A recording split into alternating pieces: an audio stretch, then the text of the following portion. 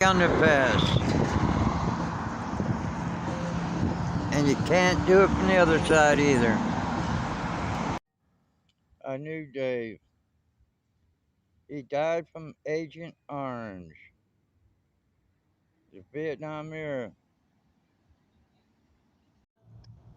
Why are these lime scooters on the sidewalk? They don't belong here. Claiborne Terrace and North Highland. Come and get 'em, Lime.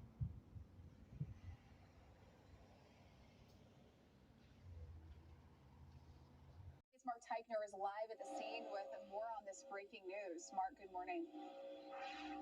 Well, good morning, guys. We talked this morning with the owner here of Manuals. He says that one of his staff members actually tried to save this man's life. That staff member has some CPR training. In addition to that, he also tells us that there were people actually here in the back parking lot enjoying themselves, having drinks when all of this took place.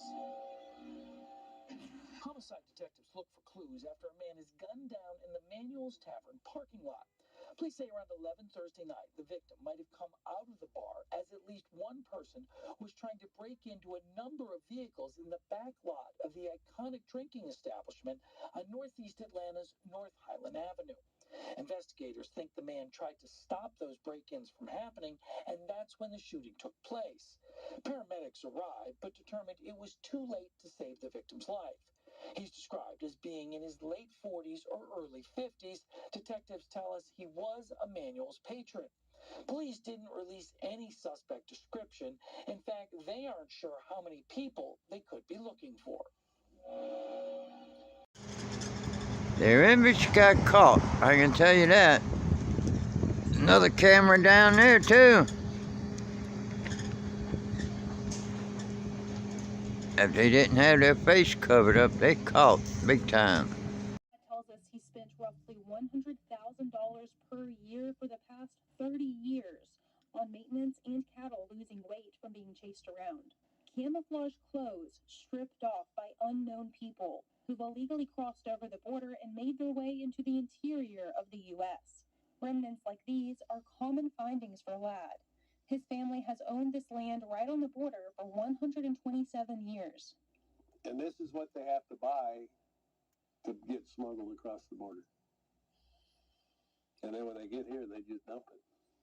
In this garage here, built in the 1930s, he's now having to tear down because of continuously finding illegal crossers spending the night.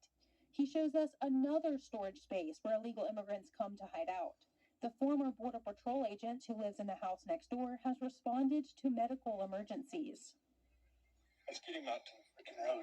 Señor, vamos a parar. Párense bien. We got cold water in the car. Heat strokes like this are most common, happening a few times a month. And dead bodies are found now and again. Ladd says he knows of at least 16 people who have died on their ranch trying to make the trek. By the same token, illegal immigration is seen by some as a humanitarian gesture. The humanitarian deal is just a ploy to socialize America, dumb down America, or make America a third world country, or putting them all over the interior of the U.S. New York's going to let non-citizens vote in local elections. Well, what do you think? Pretty soon it'll be the federal election. Ladd tells us this is the factor that grips his heart the most, watching the fabric of America change. Wait, one world order, one world economy? Is that what the bottom line is? That's been going on for a long time, but it's certainly scary. I'm more scared of that than illegals. And I'm darn sure more scared of rattlesnakes than illegals too. But he tells us he's concerned that administrations past and present haven't put forth a genuine effort at stemming the tide of illegal immigration. That Trump's law was 20 million a mile. And I, like I said, I'm in favor of that, but it isn't beneficial unless you put boots on the ground. And so far that hasn't happened. But there's been a lot of money spent on it and not very good results. Hundreds of millions midterms. Fox's Austin Westfall is in Phoenix, Arizona, a state with a very tight Senate race. Austin, what are you hearing from voters there in Arizona? Yeah, so Courtney, Tom, Democrats, Republicans, they're sharply divided on border issues. Some folks that I talk to, they say that they're not concerned about the border at all. Others, they say their main concern is safety. The border means security. So once we close the border, we will become more secure. U.S. Customs and Border Protection says there were more migrant encounters at the border this year than any other year on record. Over 2.3 million people. That's why some people in Phoenix say immigration is top of mind when they vote. The concern I have, obviously, with the open border is we don't know who's coming in. It's not only about who is coming in, but also what is coming in. Since 2019, the U.S. government says Mexico is the dominant source of fentanyl entering the states. Arizona Border Patrol agents confiscated more than 500,000 fentanyl pills at the Nogales port of entry alone over the weekend. Washington has failed Arizona and other border states on this for decades. Democratic Senator Mark Kelly and his opponent, Republican Blake Masters, agree the border needs to be more secure and more Border Patrol agents need to be hired. We need border security. We really do, and it's going to be my number one priority in the U.S. Senate. Political science professor Dave Wells says a big thing that Kelly and Masters disagree on is the legal status of dreamers. That's people that are brought to the U.S. illegally as children, but grew up here. Democrats are looking for some steps for legal status for some of the folks here who are not here with legal authorization, and the Republicans have been really resistant to that part of it. Now, the Democrat in this race, Senator Kelly, believes that there should be a path to citizenship for dreamers. He says that dreamers, he sees them just like he sees his own children. Meanwhile, the Republican in the race, Masters, he says that there should not be a pathway to citizenship for those dreamers. Here in Phoenix, Austin. Matt Towery and Insider Advantage. And for those of you who know, probably see Matt and I together a lot on a lot of different shows. He is, if we don't do it, and Matt does, I have confidence in it. So if he says Austin got a 3-point lead, I believe it. We're going to be in there next, and that doesn't surprise me at all. I think based on the performance that was just had, is completely possible. And this was such an overwhelming. I mean, everybody went in that debate having to prove something different. Fetterman had to kind of just show that he could process information and produce intelligent answers, which he did not do. But Oz had to show that Oz had to win people over as far as his personality, and he could have been really kind of a jerk, but he was very restrained in how he would deal with things. He didn't seem to be mean and didn't come across mean-spirited, and in a situation like that, that would have been easy to do. And I think that was the bridge he had to climb, and he climbed it well. Robert, you in 2016 at the Trafalgar Group famously defied conventional polling and had Trump winning the general election. Could you give us a glimpse into your methodology? Yeah, we're a lot different than a lot of the different other groups. One, we don't believe in these long questionnaires. We think they are absolutely arcane and that don't make any sense. I mean, this day and age, people are busy. And the number one question we get when the phone rings is, how long is this going to take? And if your answer is, oh, just 20 minutes, it's just 50 questions, you're not going to get anything reliable. And the worst than that is these groups that use online panels. I mean, I hate to say this, but how weird do you have to be to say, oh, I'd like to be on a bunch of online panels?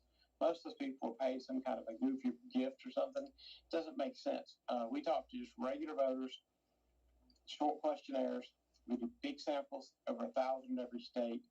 And we try to handle it differently. We also give people lots of methods to participate, whether it's email, text, on the phone. They can do it online. Just make it convenient for people to participate. And we find that helps us, especially with these other methods, helps us do a better job of getting minorities and younger people. Now, do you get a sense of what has the biggest impact in causing noticeable shifts in the polls? Is there a specific issue that voters are responding to most? Well, I would first say there's not been a huge shift in the polls. I don't buy into any of this nonsense that 18% of suburban women have moved. These shifts aren't even real. That doesn't happen. What's happened is they sold a bill of goods, the mainstream media did, after the Dobbs decision, that all of these suburban women were just focused on abortion and nothing else. And what we found is, yes, there were people, especially women who care about abortion. But in comparison to a question like, do I feel safe going to the grocery store after dark? In comparison to the question, am I worried about my children or grandchildren being exposed to fentanyl that comes across the border? Abortion finishes a distant third when you give them those three questions. And so we knew all along that these were not single issue voters. And the interesting thing is the small amount of people who voted abortion only, it was their first choice. But nobody had abortion as their second choice. So it was either what you were all about or it wasn't in your top five. Robert, before we let you go, I have to ask, any predictions on who wins the House or Senate, Democrats or Republican? Yeah, I hate to predict 10, 12 days out, but here's what I'll say. If the election were next Tuesday, I'd say the Republicans win the House with 25 to 30 seats, and I would say the Republicans win the Senate by at least 50, 52.